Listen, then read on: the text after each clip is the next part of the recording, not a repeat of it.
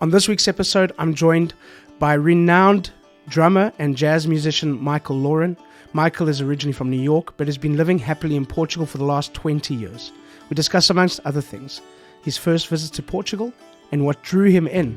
The people, the kindness, the calm lifestyle and non-confrontational manner of the Portuguese people.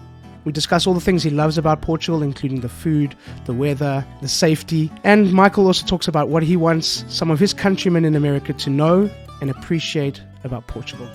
For those of you listening, head over to our YouTube channel to watch some of this episode. And for those of you watching, click down below and subscribe. And for the full podcast episode, go to Stitcher, Spotify, Google Podcasts, Apple, or wherever you get your podcasts. And now, over to my conversation with Michael. Welcome back, or welcome to another episode of Portugal, The Simple Life. And it's a real honor to be joined here by Michael Lauren. Lauren or Lauren? Lauren. Lauren. Michael Lauren. Mike, thanks so much for being on the podcast. How are you? I'm great, man. Thanks for the invite. And all is good. All is good. I'm in Lisbon. In Lisbon, exactly. Yes. Michael, tell us a little bit about you to start off with. Well, I grew up in the suburbs of New York City, about 30 minutes by car, a town called Great Neck. I went to college at Johns Hopkins University in Baltimore, Maryland. Did my first record when I was 14. Wow. Been played with many professional musicians over the years. If somebody wants to look at my curriculum, that's easy to find. Amazing.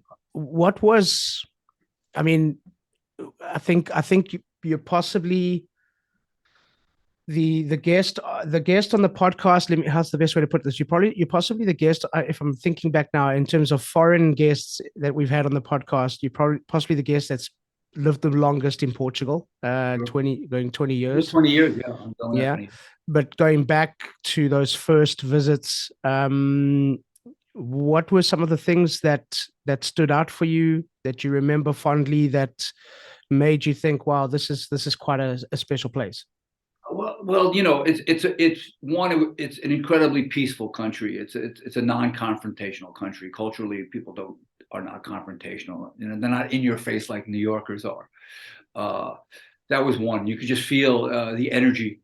It was calm. People are calm.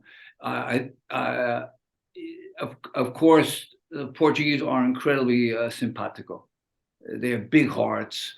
They're interested in knowing about, especially knowing Americans. I mean, American culture is American culture.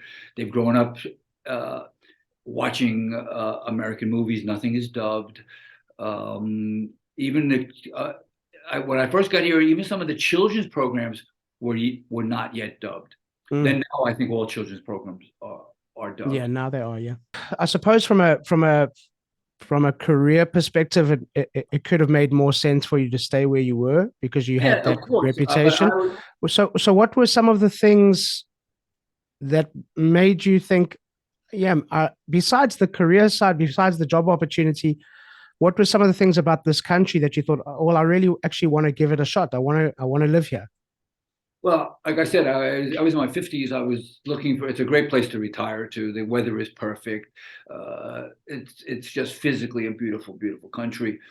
The food supply is still great. Of course, we're dealing with an inflationary situation, but relative to most European countries, it's still a relatively inexpensive living experience. And of course, in 2003, it was really inexpensive. We know housing has become a real problem in Portugal. But for me, I didn't experience any of that because I was here early. There were some Americans, of course, but I don't. Truth is, I don't. I have some art musician friends that are Americans, but I don't really socialize. They live further away. I have nothing against socializing with Americans. I love my country, but it's just not the way my life is. Evolved. Yeah. So it was easy to get around. Like I said, safe, calm. When people say we're stressed out, they don't know what stressed out is when you're in New York. Or I didn't have to work as hard, but truthfully, my life is my career. One of the things, I mean, you brought it up. You brought it up a couple of times, and it's a Sure. common theme that's come up on the podcast a lot. Is that pace of life that we have here? You mentioned you wanted to work less. Slow down. I don't think work less. I think it's just probably more about balance and slowing down. I mean, there are not. I mean, there's probably New York is one of the most high-paced lifestyles in the world. Um, No doubt. And I was yeah, working, 12, 16-hour days, yeah, yeah. really long time. So what was it about the lifestyle here that gave you that balance? What was it about the way people live, the way that things are done here that gave you that balance that you were looking for? Well, one, I learned to be more patient. You can't expect things to be done immediately, even though sometimes it irritates me. But I think you have to embrace the Portuguese pace of life. If you try to fight it, you're not going to be happy. You don't have to accept it. Like yelling and screaming doesn't work. Being straight up does, because culturally people don't like to say no to you. So you Yeah, have to learn that often they're not going to do what they told you they're going to do, but they don't want to tell you that. So sometimes, you go to many meetings. As head of a jazz department, I dealt with lots of things, and I always say, man, it's okay to tell me right now you can't do it. I'll find plan B. I mean, that's what life's about. So there's, it's a two-edged sword. It's really great that you don't have to confront things. And there is a Portuguese way of just like letting it slide. And what I've learned, this is the most beautiful thing about Portugal. It all works out. So you don't, it's easy to, I gotta have it now, I gotta have it now. And after time you realize, it's better not to burn bridges. It's better to keep some things close to yourself. So, but there's a love of life here that's different than in the States, or New York. I mean, everybody's in a rush in New York. So I think those are the things that uh, were different, but compelling to me. I was able to slow down, and like I say, I was able to learn. It's okay. Wait in a line. It's okay to wait in a line and not be stressed out about it.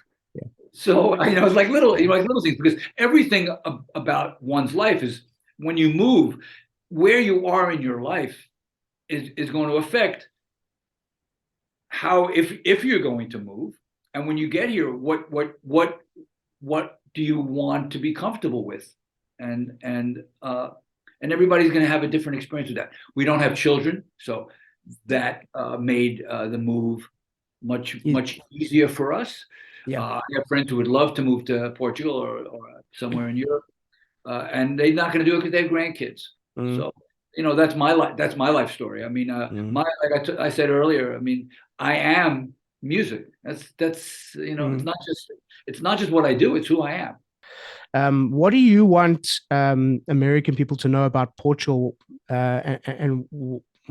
why it's such a special place for them potentially?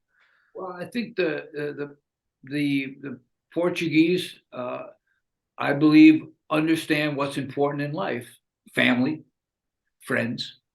Uh, you can be material. I mean, and of course, there's the generalizations there. For every rule, there's an exception. But I see that as one thing. There is a sense of community. So I think, importantly, you should, don't try to change. Don't make Portugal like America. I mean, I love America, but there are problems in America, deep-seated problems, that don't bring them here. The healthcare system is great here. In America, it's great if you're rich. Portugal still believes in a sense of community. They try to take care of their poor. It's not a rich country. Well, Michael, one more question, Yeah, and sure. it's a question that we ask all of our guests. Yeah. Portugal, the simple life, why? For everything I've kind of said, it's simple because it is what it is. It has um, a way of of wanting you to go out to have dinner, wanting you to go to the beach, wanting you to do nothing. People like to do things here or not do things here. So nobody stresses you out when you say, "Oh, I can't do that." They're not going to say, "Oh, got to do it, you got to do it, you got to do it." I'm sure there are people who maybe are a little more aggressive about that. But I would encourage everybody to make sure you don't isolate yourself in the community of expats that where you're from. Michael, thank you so much. I've loved this conversation. My pleasure. I hope to meet you one day in person. Yes, I'm sure you will. Concert. Well, you did say you saw me once play. I did. I saw you at Alcabasa. Yeah, amazing.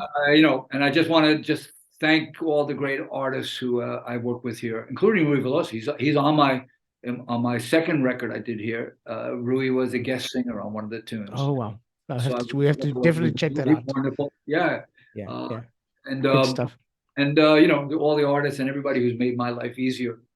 I can only thank them for that. And yeah.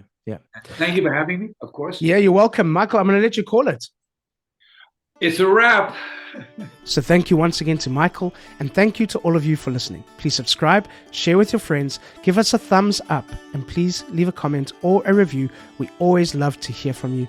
Don't forget, Portugal the Simple Life also has a magazine, so download it. It's for free. We'll be back next week with a brand new episode. And as we say in Portugal, um abraço. Welcome to the Simple Life.